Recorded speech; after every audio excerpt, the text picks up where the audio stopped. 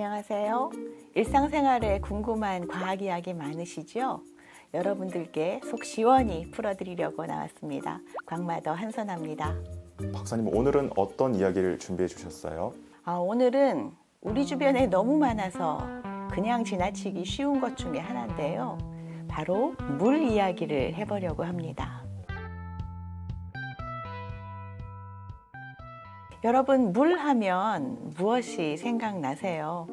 아마 학교 공부 열심히 하신 분들은 단번에 H2O 이렇게 말씀하실 것 같아요. 말 그대로 물은 두 개의 수소 원자와 하나의 산소 원자가 공유 결합으로 이루어져 있는 그런 분자예요. 박사님, 근데 공유 결합이 뭐예요?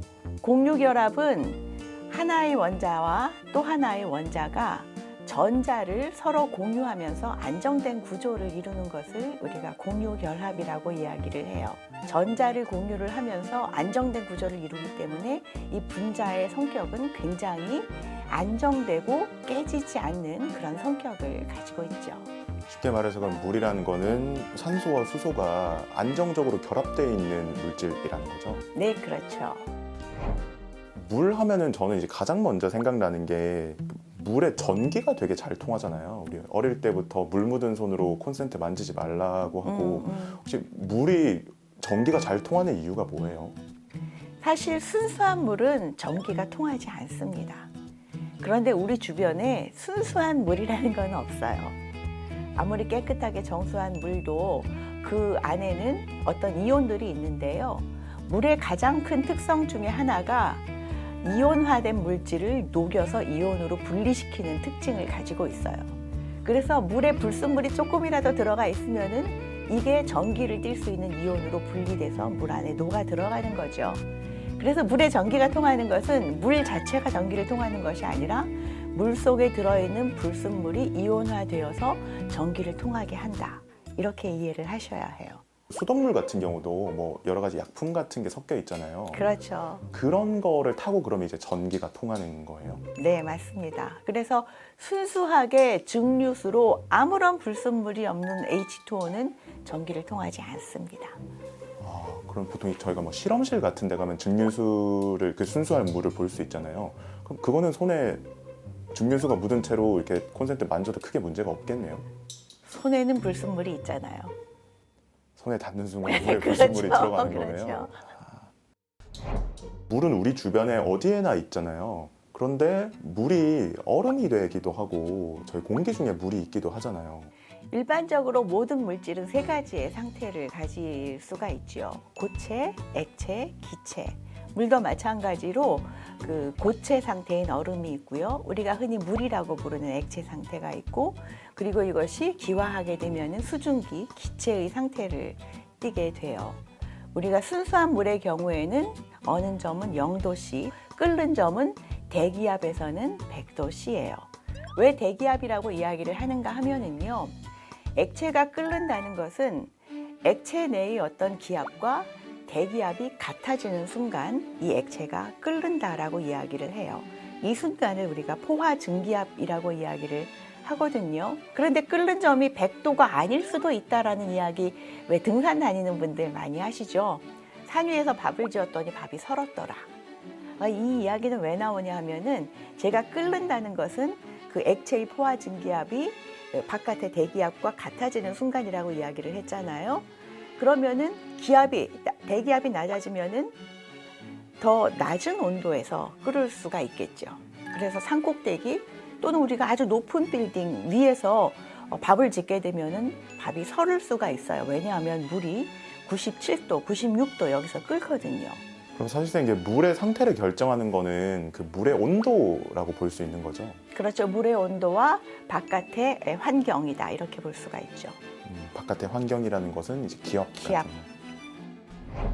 저희 가끔 그런 경우가 있어요. 이렇게 유리컵 같은데 물을 담아서 냉동실에 넣어 놓으면 컵이 깨지는 경우가 큰일 있잖아요. 납니다. 그 이유가 있어요? 사실은 액체에서 고체 상태로 가면은 이렇게 분자 사이가 멀어 있다가 가까워지거든요. 그래서 대개 사이즈가 작아져요. 그런데 물이 가진 특성 중에 또 하나가 뭔가 하면은 액체에서 고체로 가면서 부피가 늘어난다는 특성을 가지고 있어요. 이것은 왜 그런가 하면은요, 액체에서 고체로 가면서 정육각형 모양의 분자 구조를 가지게 되는데 이 육각형 안은 비게 되는 거예요. 그래서 공간이 중간에 많이 생기게 돼서 오히려 물은 액체에서 얼음으로 가게 되면은 더 부피가 늘어나게 되죠.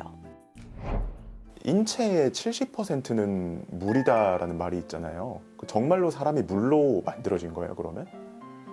네, 70%가 물이니까 물이 없으면은 우리 PD도 30%로 쪼그라든다, 뭐 살아있을 수가 없겠죠. 이게 왜 그런가 하면은요, 모든 살아있는 생명체는 세포라는 것으로 이루어져 있어요. 그런데 이 세포는 세포핵과 세포질이 있는데 이 세포질이 거의 대부분 아주 미량의 그 원소들을 빼고는 거의 대부분 물로 채워져 있어요. 그러니까 모든 생명체는 물로 이루어져 있다.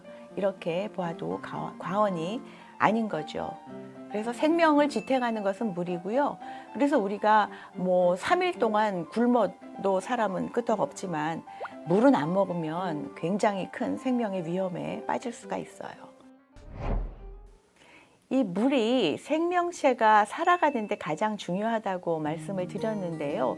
사실 지구에도 너무나 중요한 것이 바로 물이에요. 물은 우리가 비열이 높은 물체다라고 이야기를 해요. 빨리 뜨거워지지도 않고 너무 빨리 식지도 않는다라는 이야기를 하는 거죠. 지구가 바로 이런 물을 많이 가지고 있기 때문에 낮과 밤의 기온 차이가 크게 나지 않는 거예요. 지구에서 가장 가까이 있는 달을 한번 생각을 해보죠.